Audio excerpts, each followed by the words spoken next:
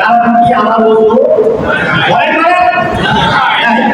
আচ্ছা, নামাজ পড়তে কিছু কারণ আছে। এর কারণ হলো নামাজ ভাইটা যেটা কয়টা কারণে পরিষ্কার কয়টা একটা যদি নামাজের সময় আইসা রাখা তাহলে নামাজ আর থাকে অজু ভাঙবে কারণ যদি আমার আপনার মধ্যে আসে তাহলে নামাজ ছেড়ে দিয়ে ফিরা অজু করে নেই, পুনরায় অজু করে নেই।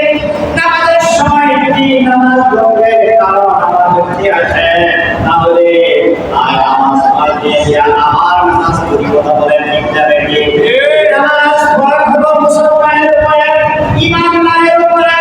যার ঈমান আছে তার উপরেই নামাজ ফরজ। এবার দেখতে হবে আমার আপনার ঈমান ভেঙে যায় কিনা, ঈমান ভাঙার কোনো কারণ আছে কিনা। ঈমান ভাঙার যদি কোনো কারণ থেকে থাকে আর এটা যদি আমার আপনার মধ্যে চলে আসে তাহলে ওযু গোসল যাই করি না কেন আমার দ্বারা নামাজ পড়া কিছুই কবুল হবে না। এবার আসি অনেক কথা বলতে আমাদের অনেকের ঈমান ভেঙে গেছে না যদি একটা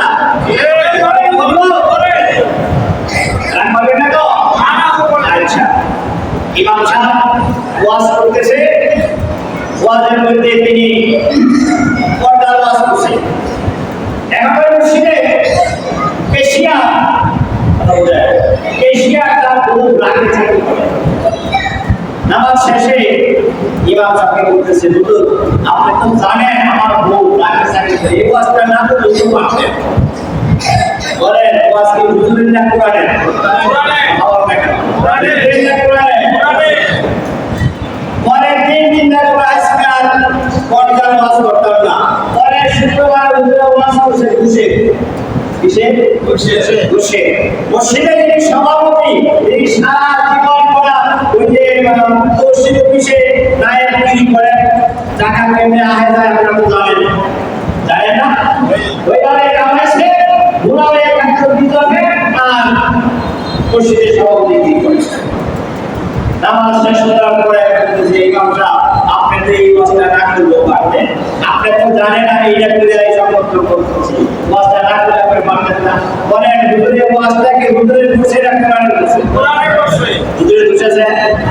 পরে শুক্রবার চিন্তা করলো আমি খুশির ওয়াজ করতাম না, পর্দাটাও করতাম না। ওই দিনটা তিনি শুরু করলেন সুদের ওয়াজ। কিসের ওয়াজ? সুদের ওয়াজ। ওই মসজিদে তিনি সেক্রেটারি, তিনি আমার টাকা লাগিয়ে ইমাম সাহেবের বলল, হুজুর আপনি তো জানেন আমি অন্য কিছু করি না, আবার একটা মাসলা কিন্তু আমরা জিজ্ঞেস করছি যে সুদ খায় যদি 3টা বছর রাখেন তাহলে পাপ হবে না। আপনি তো এই রাস্তায় যে কথাটা